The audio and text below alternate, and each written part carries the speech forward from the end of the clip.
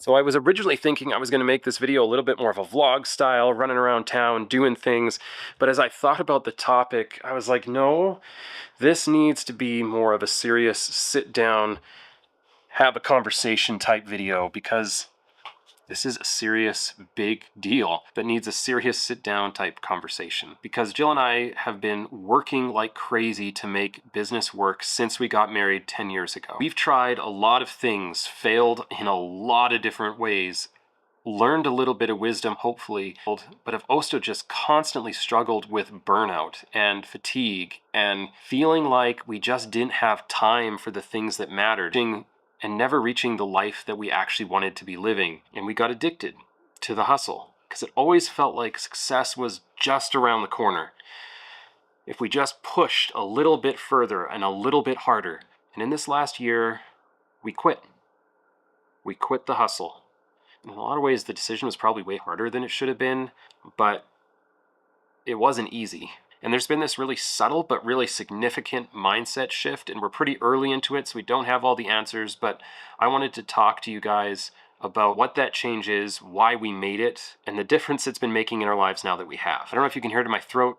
We've been having a cold go through the house the last couple of weeks. I'm gonna get myself some tea. So a little while back, while I was working through what to do next with business and whatnot, I came across a Hormozy video. And it was a short little video where he was talking about how stress is so destructive to creative thinking. And we were pretty aware that we were living in a fairly stress mode of life.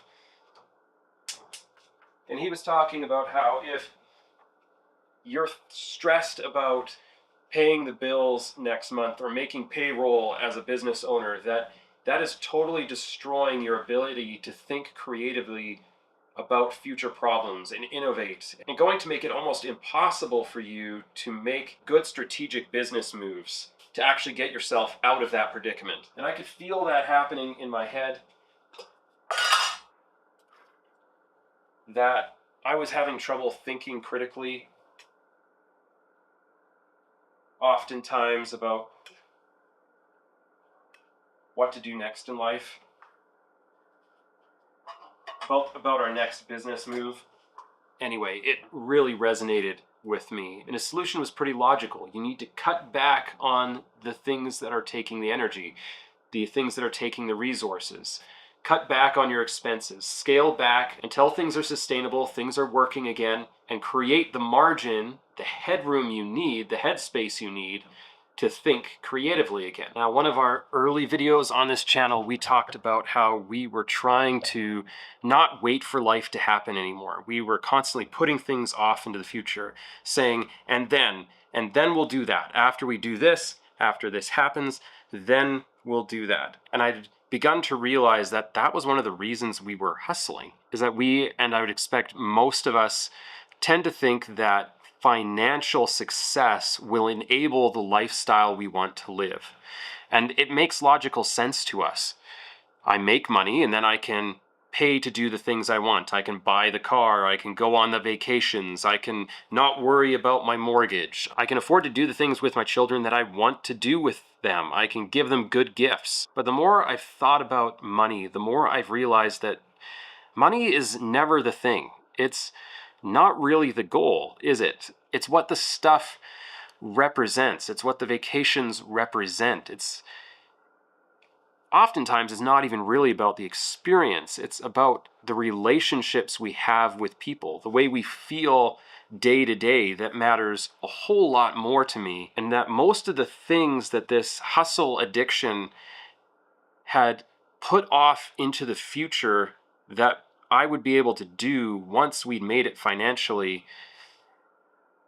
didn't really have hardly anything to do with money. And if I was honest, could be done with very little or even no money in most cases. Not that it wouldn't be nice to do them with money. I wouldn't mind that at all. But the money wasn't as necessary as I had felt like it was. And there's an old saying I was reminded of recently that is that right priorities fix most of life's problems. And so I've been starting to ask myself, if something's not working, where are my priorities off? And so I think we maybe have it backwards when we think that our work will enable our lifestyle that we want, when really it's that our lifestyle enables the work we want. And that just as likely as not, by prioritizing business success in hopes that it will one day give me the lifestyle I want, is as likely as not only going to give me more of the lifestyle that was required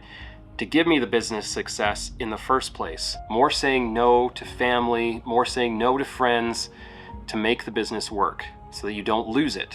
And because we'd been leaning so hard into this hustle, feeling like business success was just constantly around the corner, our home life had suffered. We had not spent time like we wanted to, developing relationships with friends like we wanted to, developing relationship with family like we wanted to, pouring into our kids like we wanted to, becoming the kind of people that we actually wanted to be on a day-to-day basis. And that a lot of our life stresses were actually coming because of our neglect of everything except for business. So in this last year, we made the conscious decision to make business second. That was really hard because we felt this financial pressure on us. I love to work. I want to work more in the future, but I want to work in a way that strengthens my relationship with my family, that strengthens my relationship with my community, not hinders it. And obviously we still need to make money, we still need to make an income, but we've tightened our belt financially so that we don't have to stress so hard about the finances, and we can focus more on what actually matters to us. For me, that means that I want to put more work into my home life, into my relationship with my family, and to developing relationships within our community than I do focusing on how to make money in any given week. And like any addiction, the hustle has been hard to quit. It's constantly wanting to come back, but it is getting easier to say no as we go forward. And the amazing thing is that financially, we're okay. In a lot of ways, we're probably better than we've ever been. And it's taken time to heal that burnout, to let that extra margin that we're developing by actually working on household rhythms, working out chores, relationships, that extra headroom that it's given us, it's already started to help us think clearer. We can already see that we're thinking more creatively about moving forward, about life. So if you're finding yourself burnt out, if you're finding yourself constantly addicted to the hustle, not living the life you actually want to live, think about it. I'm not saying do anything rash, be wise about it, but I think it's worth considering. And it's been one of the best decisions we've made in a long time.